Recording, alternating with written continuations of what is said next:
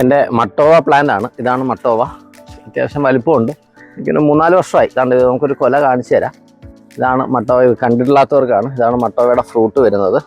നമ്മുടെ റംബൂട്ടാനൊക്കെ പോലെ തന്നെയാണ്. നമുക്ക് ഇതിൻ്റെ ഒരു ഡീറ്റെയിൽ വീഡിയോ ഇടാം. ഇനി ഞാൻ ജസ്റ്റ് ഒരു ടേസ്റ്റിംഗ് വീഡിയോ ആണ്. ഇതാണ് എൻ്റെ ഫ്രൂട്ട് വിളഞ്ഞത്.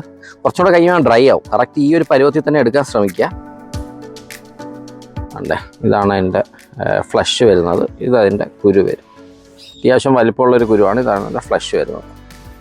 ടേസ്റ്റിംഗ് പറയുകയാണെങ്കിൽ സ്വീറ്റ്നെസ് വളരെ കൂടുതലാണ്. ഇത് സുഖമില്ല. നമുക്ക് വീണ്ടും വീണ്ടും കഴിക്കാൻ തോന്നത്തില്ല. എന്തോ ഒരു മടുപ്പുണ്ടാവും. പെട്ടെന്ന് കിളിക്കും.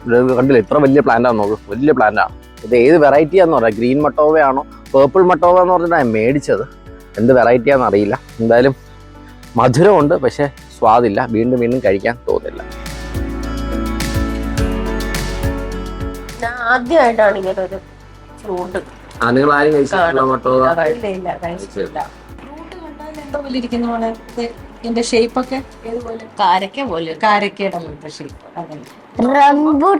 റംബുട്ടാന്റെ പോലെ ഒരു ഫ്ലഷി, സീഡിന് പുറമെ ഒരു ഫ്ലഷി ഇതൊക്കെ ഉണ്ട്.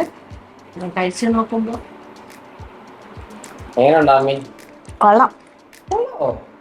നല്ല മധുരം, ഭയങ്കര മധുരം, നല്ല മധുരം. പക്ഷേ വീണ്ടും വീണ്ടും കഴിക്കാൻ തോന്നുന്ന അത്രയും നല്ല ഫ്രൂട്ടായിട്ട് അല്ല. ഈ അധികം കരിക്കാവാത്ത വെള്ളക്ക സാധനം കഴിക്കാൻ ഒരു ടേസ്റ്റ്. അതെ, മധുരം മുന്നോട്ട് നിൽക്കുന്നു. പക്ഷെ ഒരു ഡിഫറെന്റ് നമ്മുടെ നാട്ടിലെ ഫ്രൂട്ട്സിന്റെ ഒരു ടേസ്റ്റ്.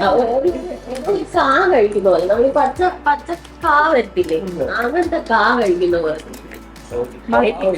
എനിക്കിഷ്ടപ്പെട്ടു. എനിക്ക് പൊതുവെ പച്ച സാധനങ്ങൾ കഴിക്കുന്നതോട് താല്പര്യം കൂടുതലാണ്. മധുരമുണ്ട്, പക്ഷെ കഴിക്കാൻ എളുപ്പം.